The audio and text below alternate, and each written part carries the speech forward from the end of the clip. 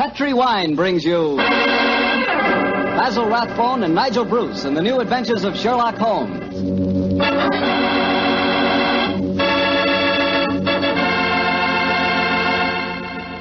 The Petri family, the family that took time to bring you good wine, invite you to listen to Dr. Watson tell us another exciting adventure he shared with his old friend, that master detective, Sherlock Holmes. And I know that Dr. Watson will agree with me when I tell you that the best way to begin a good meal is with a glass of Petri California sherry. Before you sit down at the table, pour yourself and your family a glass of Petri sherry. Try it. There are many ways to tell a good wine, by its color, its aroma, and its flavor. On every count, Petri sherry is outstanding. The color of Petri sherry is a clear, deep amber. Perfect. The aroma? Well, Petri sherry is as fragrant as a bunch of dew-covered grapes picked in the early morning. But most important to you, and to me, is the flavor of Petri sherry. We want a wine that tastes good. And believe me, you couldn't ask for a more delicious wine than Petri sherry. And just to make sure you get a wine that's exactly the way you want it, Petri makes two kinds of sherry, the regular and Petri Pale Dry. If you're not sure which you like better, why not try them both? Don't buy one, buy two. Just be sure you always buy Petri Sherry.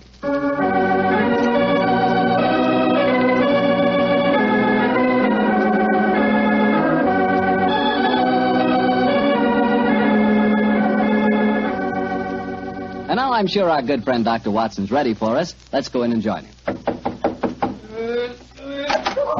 Good evening, Dr. Watson. Good evening, Mr. Bartell. Quiet minute. I don't want it. Dogs seem very chipper tonight, Doctor. Have they been getting into any more trouble lately? Oh, no, my boy. It's been a relatively quiet week for them. One meeting with a dead seal, 2 visits to my neighbor's chickens, and a losing battle today with a cross-eyed Siamese cat. You call that a quiet week, huh? Oh, it is for them, but never mind about the dogs. Draw up your usual chair and make yourself comfortable.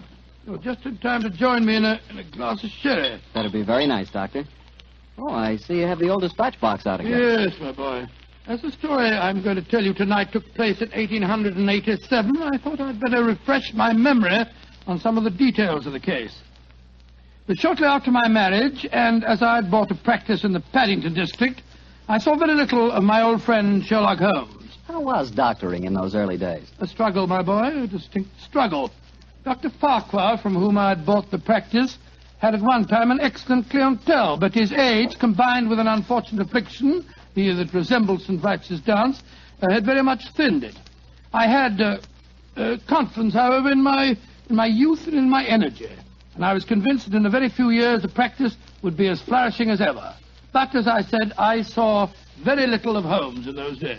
I guess you were too busy to visit Baker Street, huh, Doctor? Yeah, you guessed quite correctly, Mr. Bartow, quite correctly. Holmes seldom went anywhere himself save on professional business.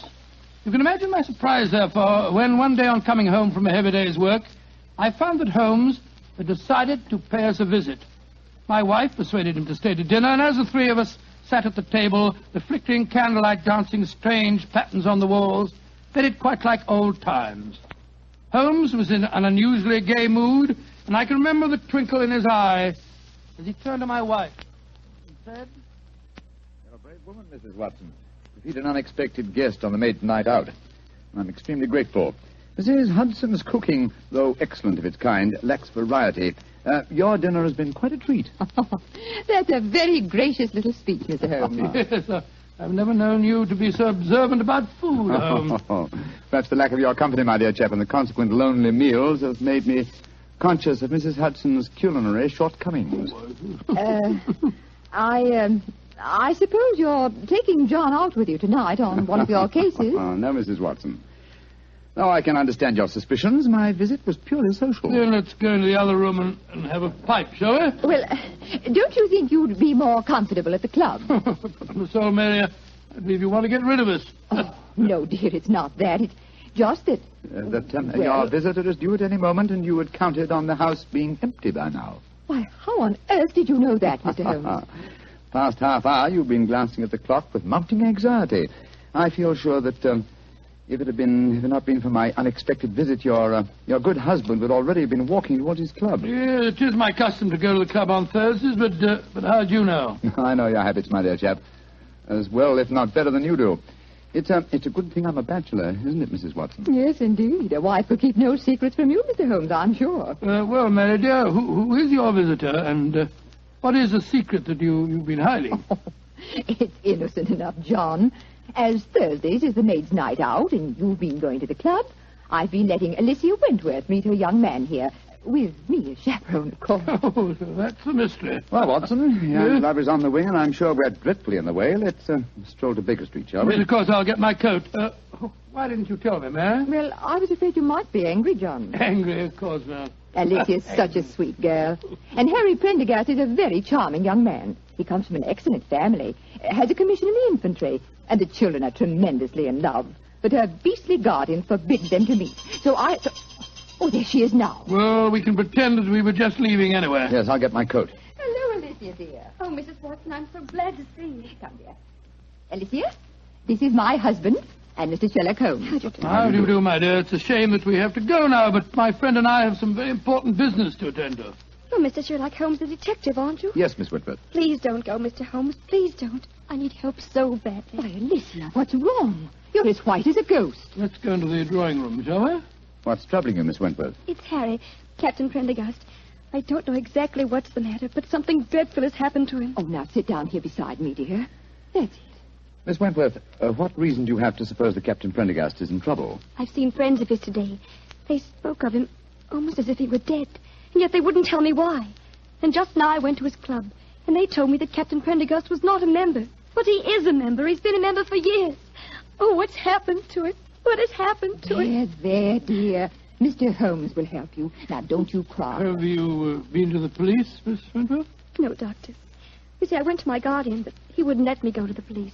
He said there'd be a scandal. But then he hates Harry. The Prendergasts are a fine family. Why does your guardian object to him so strongly? I don't think he would approve of anyone I choose. He doesn't want me to get married. Oh, sounds like a positive ogre to me. Who is your guardian, my dear? Colonel Moran. Colonel Sebastian Moran. Indeed. He's a man who has many entries against him in my ledgers, but a man that I've never met. I have long hoped to cross swords with him directly. But how could Uncle Sebastian have anything to do with the criminal profession, Mr. Holmes? He's the son of Sir August Moran, and he was once British minister to Persia. Oh, you must be confusing him with someone else. No, my dear, it's the same man, and furthermore, I'm almost certain that your guardian is the right-hand man of a certain friend of mine whose name also begins with the three letters M-O-R. Good Lord, Moriarty. I have no proof. And yet I suspect that Colonel Moran is the second most dangerous man in London. That's Harry. It must be Harry. Oh, poor girl. I do hope you can help her, Mr. Holmes. I shall do my best, Mrs. Well, Watson. if that is our young man at the door, it's more than likely her problem doesn't exist any longer. I hope you're right, Watson. Though with Colonel Moran as a guardian, I'm afraid the young lady is destined to have trouble. Come on, Harry. Good evening, Mrs. Watson. I'm so glad to see you, Harry.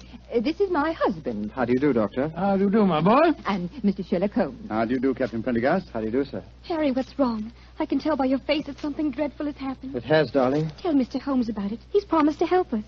Well, sir, I'm afraid this is a little outside of your province. You will find that my friend's province is quite extensive, Captain Prendergast. I shall be more than happy to do anything I can to help, sir. That's very nice of you, Mr. Holmes. Well, it's pretty bad. Last night I was accused of cheating at cards at the Tankerville Club. Oh, dreadful. Of course, I don't have to tell you that I didn't cheat, but the evidence was dead against me. I'd been winning heavily, and the cards were proved to be marked. Marked? How? There were pinpricks on the edges. Pinpricks which indicated the card's value. How did the pack of cards come into play? That's the devil of it. I myself broke open a sealed pack given to me by the club porter. And I swear that was the pack that was later found to be marked. Was everyone searched? Yes. But they found a new, unopened pack in my pocket. The obvious implication being that you had substituted the marked cards, of course. I can see what happened. Somebody deliberately tried to incriminate you by dropping the new pack in your pocket. Of course, darling. But what I can't understand is how the marked pack was introduced into the game. Were there any other cards found in the room? None, Doctor. The Tankerville, eh? Colonel Moran is a member of the club, isn't he? Yes, he is. Uncle Sebastian uses it all the time. He was present at the game last night, Alicia. Oh, Harry, now we're worse off than ever. If he thinks you cheated at cards, he'll never let us get married. Now, don't worry, Alicia. I'm sure that Mr. Holmes can find a way out of this. I'm afraid it'll be too late. I couldn't marry you now, Alicia. What do you mean, Harry? But they forced me to resign from the club. That's a bad enough disgrace. But I know there's worse to come. You see, I was expecting my promotion to major any day. Now it'll be a miracle if I'm not cashiered from the regiment. What kind of a life can I offer you? Harry, you're talking absolute nonsense. I think, Captain Prendergast, the next step is obvious. We must remove this apparent stain on your character. But how? Miss Wentworth can stay here with Mrs. Watson. The doctor and I will drive over in a cab with you to the club and see what can be done.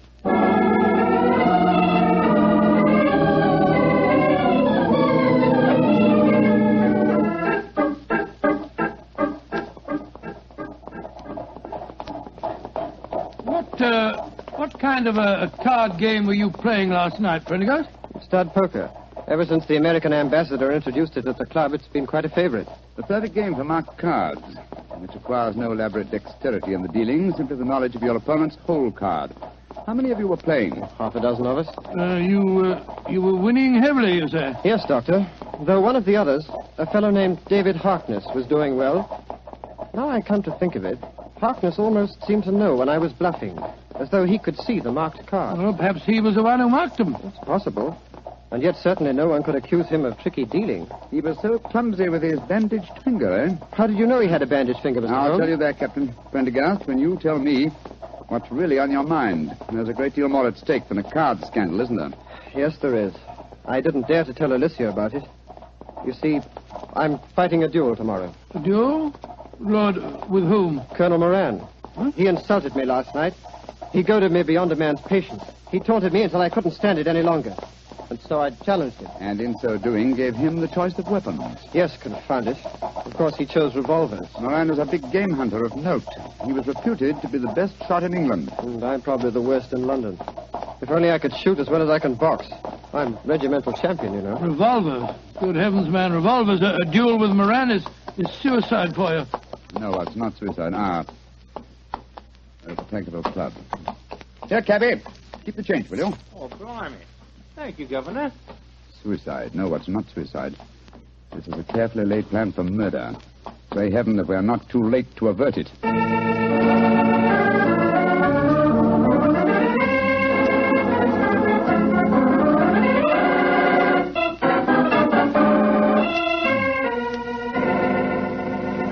Mr. Harkness that you're wanting, sir? Yes, he went to his room half an hour ago. Number 108. Up the main stairs and down the corridor, sir. Thank you. I want you to follow us in precisely 1 minute and bring a sealed pack of the club's playing cards to Mr. Harkness's room. Do you understand? Oh, yes, sir. And thank you.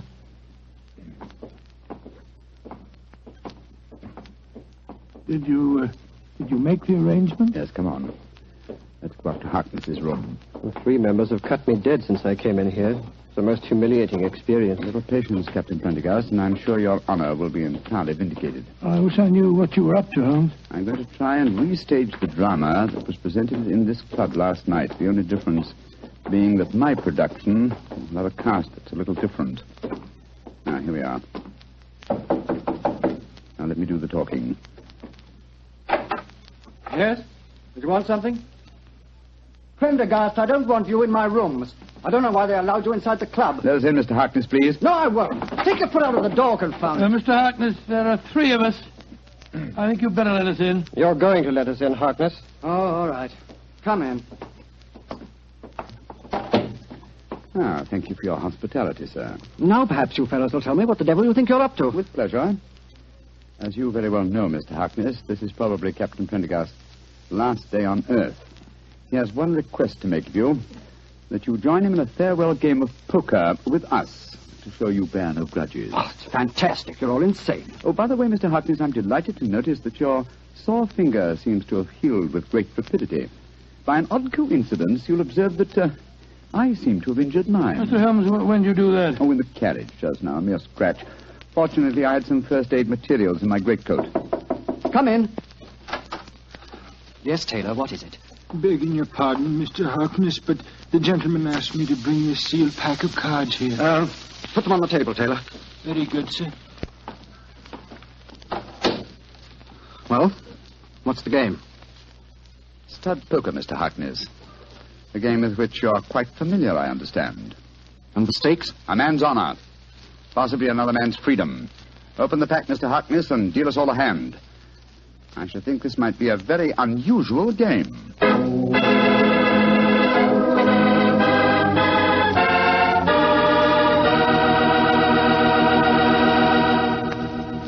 You'll hear the rest of Dr. Watson's story in just a few seconds. Time for me to explain that Petri California Sherry is not only an ideal wine to serve before dinner, but it's also the perfect wine for almost any occasion. Petri Sherry is fine after dinner, when you're listening to the radio or just sitting around talking.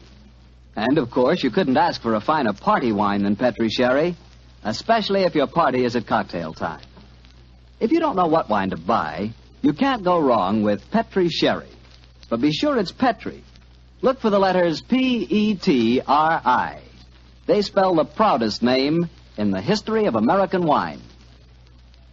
Well, Dr. Watson, that was quite a game of poker you were settling down to.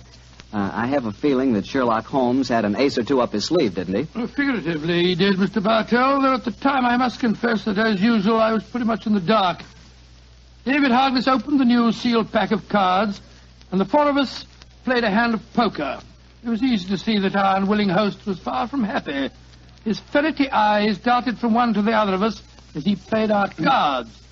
He knew that he was the victim of a conspiracy, and so he was watching every move we made. Finally, as that strange game progressed, Captain Prendergast leaned across the table and said, I think you're bluffing, Harkness. Do you? Well, it'll cost you exactly the limit to find out. How curious are you? By Joe, I think you are bluffing, Harkness. I'll see you. You'd be a fool to, Watson, when he has a straight flush. What do you mean, Holmes? My dear Harkness, the markings are quite apparent, I assure you, to someone who knows what he's looking for. Scott, you mean that these cards are marked too? Examine them for yourself, old chap. They are marked. They're pinpricked, just like they were last night. Oh, that's impossible. Harkness broke the seals on your pack just now. We all saw him do it. He couldn't have switched the pack. And why would I do that, even if I could? I wouldn't try and cheat Mr. Sherlock Holmes, would I? No, Mr. Harkness. I just wanted you to know that I understood the trick. What trick, Mr. Holmes? The same one that was played on you last night, Captain Prendergast. This was a demonstration of how easily a sealed pack of cards may be turned into a marked one by a man with a sore finger. What on earth's a sore finger got to do with it, Holmes? Oh, it's very simple, Watson. A pinhead or a thumbtack hidden under the bandage, a tiny pressure against a card one wishes to mark as it comes into one's hand, and after several deals, hey, presto, a marked pack. Oh, so that's how it was done. You can't prove it, Holmes. You can't prove a thing. You weren't here last night. No, unfortunately, I wasn't, Mr. Harkness. Otherwise, I should have had the great pleasure of exposing your trick at the time. As it is, I shall have to rely on a public confession. You'll never get a confession from me. Possibly not, but I'm sure that you'll be interested to know that I've made quite an extensive study of card sharping. In fact, I considered giving a little lecture or demonstration here at the club. What are you talking about? This game that we've just played was in the nature of a rehearsal. I should, of course, stress this particular method as being of great local interest. I'm sure most of the gambling members will recall one man who has had unusually bad luck with his fingers. Holmes, you're trying to ruin me. Well, you were willing to see Prendergast ruined. And killed. But a pistol duel with Colonel Moran is almost equivalent to murder. What do you want me to do? From the direction of your glance, Mr. Harkness, I'm certain that you keep a loaded revolver in your desk drawer. That's a very poor solution, I assure you. Why not be a man, write a confession, and sign it? It'll free Captain Prendergast from any stigma, and it'll help to trap the real culprit, Colonel Sebastian Moran. Moran? Where does he come into the picture, Holmes? Mr. Harkness knows, don't you? And I think I know now. Why don't you tell us, Harkness? One thing at a time, Prendergast. I owe it to you to write a confession. I'll do that, rather than face a public exposure in the club, but that's as far as I'll go. If you have any ideas about Moran, go and talk to him yourselves. There's a certain honor, you know. Even among thieves? Thank you for the implication, Mr. Harkness. You have writing materials here? Yes, I have writing materials, Holmes. Splendid. Then while you're telling the truth about last night's episode, we'll call on Colonel Sebastian Moran. Have you any idea where we might find him at this time of night? Yes, I have every idea. You'll find him in the gun room. Thinks he has a duel on his hands tomorrow. In the gun room, eh? Thank you, Mr. Harkness. We'll go and talk to him. You may expect us back within half an hour.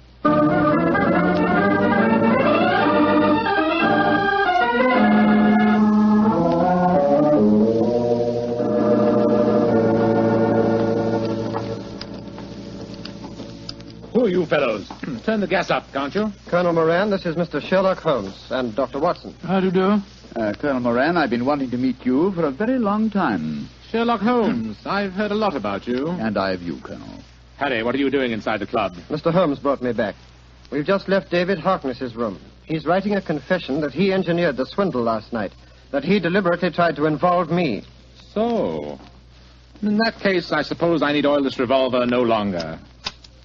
Harkness is a cheat. Dear me, how shocking. Aren't you glad that my name will be cleared in this business? Of course I am. I'm delighted. And you'll apologize for the things that you said last night? Yes, Harry, I'll apologize. But you must realize that this revelation makes no difference to my feelings about your marriage to Alicia. Upon my soul, Colonel Moran, it seems to me that one Dr. Watson, I think the name is. Watson, yes, my name's Watson.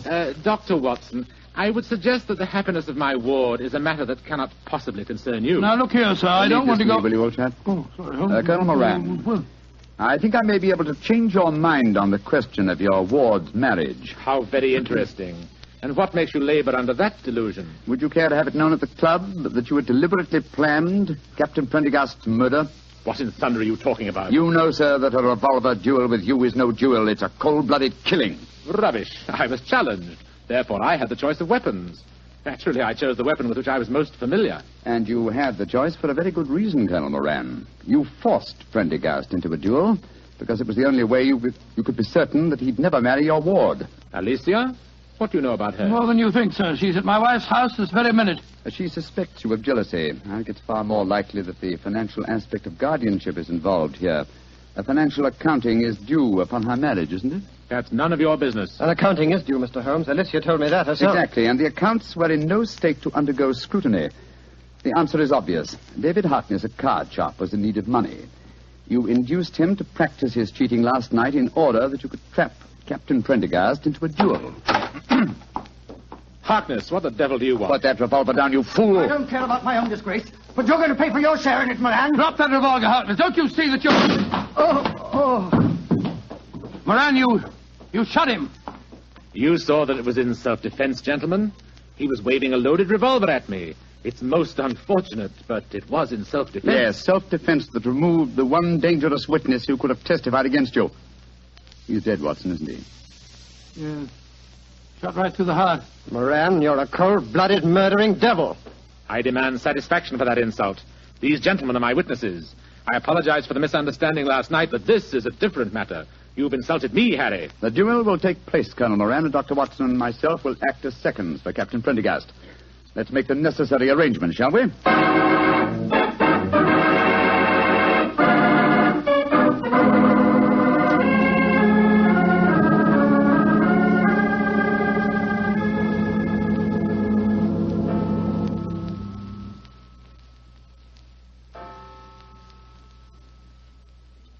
Mrs. Watson, Yes, Alicia, dear.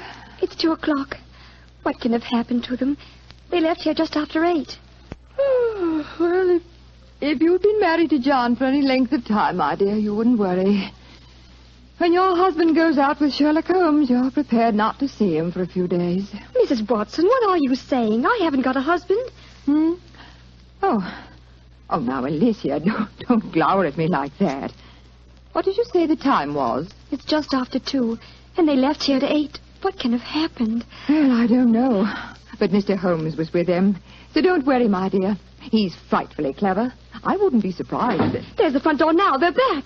Oh, dear me. Now I'll have to make cocoa. Harry, darling, what's happened? Oh, lots of things, darling. I'm a member of the Tankerville Club again. I'll probably become a major, and you'll certainly become Mrs. Prendergast before very long. Oh, it all sounds wonderful. What have you two been up to, John? Oh, it's the old story, Mary dear. Holmes solved the case, and it all ended happily. Happily? My dear Watson, that's hardly the word to use. Harkness is dead, and Colonel Moran is probably in hospital. Please, tell me what happened. Well, your guardian challenged Captain Prendergast to a duel. He overlooked the fact that since he was the challenger, the choice of weapons belonged to his opponent. Perhaps you can guess what that choice was. Boxing gloves. We've just come from the gymnasium at the club, Alicia. I'm afraid I really gave him a thrashing. And a well-deserved one, too. I'm only sorry that I couldn't put him where he belongs, behind prison bars. Oh, Harry. He'll be the laughing stock of London. I'm glad of it. But But that means that he'll never consent to our being married. I disagree, Miss Wentworth. If we keep his secret, and we've hinted that we might, I'm quite certain that he'll withdraw his objections to the marriage, and somehow he'll make up his deficiencies in his guardianship account. Probably by borrowing money from Professor Moriarty. Oh, I think it's all wonderful. But it's well after 2 o'clock in the morning. Let's go into the kitchen, shall we? I'll make some cocoa. Cocoa? Spot of whiskey? Harry, you and Alicia stay here. You probably have some plans to make. Oh, cocoa's not a very exciting drink. Oh, shush, John. Oh, sorry. As soon as the cocoa's ready, we'll call you.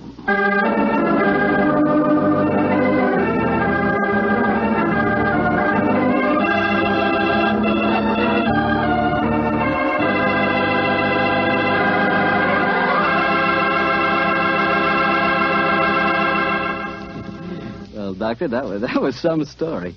You know, I'm glad the age of dueling is over. I'd hate to have someone challenge me to a duel. What's the matter, Mr. Bartell? Are you afraid of being hurt? Afraid of being hurt? Of course not. If someone challenges me to a duel, I have the right to choose the weapons, don't I? Yes, and what weapons would you choose? Cream puffs at 30 paces. Nobody's going to hurt me. see that. Although, come to think of it, instead of cream puffs, I'd rather have a piece of cake. Oh, why a piece of cake? Because it tastes so good with a glass of Petri sherry. Any questions? No questions. For a while there, I'll bet you thought I'd forgotten all about Petri wine. Forgotten about it. Not you, Mr. Bartell. No, not anybody who's ever tasted it. Petri wine is the kind of wine you'll always remember. That's because the Petri family really knows how to make good wine. They've been making wine for generations. Winemaking is their heritage. It's an art that's been handed on down in the Petri family from father to son, from father to son. Every drop of Petri wine is clear, fragrant, and delicious. As delicious as the luscious, sun-ripened California grapes from which it's made. Remember, the name Petri on a bottle of wine is more than a trademark.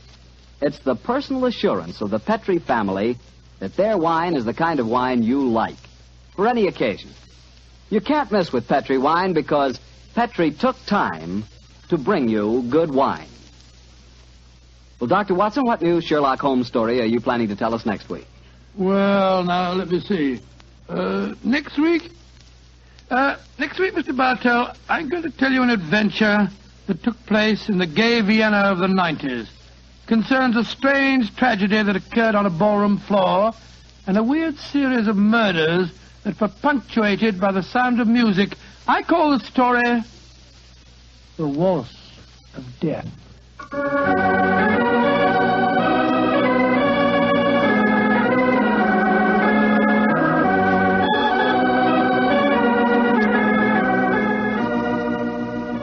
Tonight's Sherlock Holmes adventure was written by Dennis Green and Anthony Boucher and was suggested by an incident in Sir Arthur Conan Doyle's story, The 5 Orange Pips. Music is by Dean Fossler. Mr. Rathbone appears through the courtesy of Metro-Goldwyn-Mayer, and Mr. Bruce through the courtesy of Universal Pictures, where they are now starring in the Sherlock Holmes series.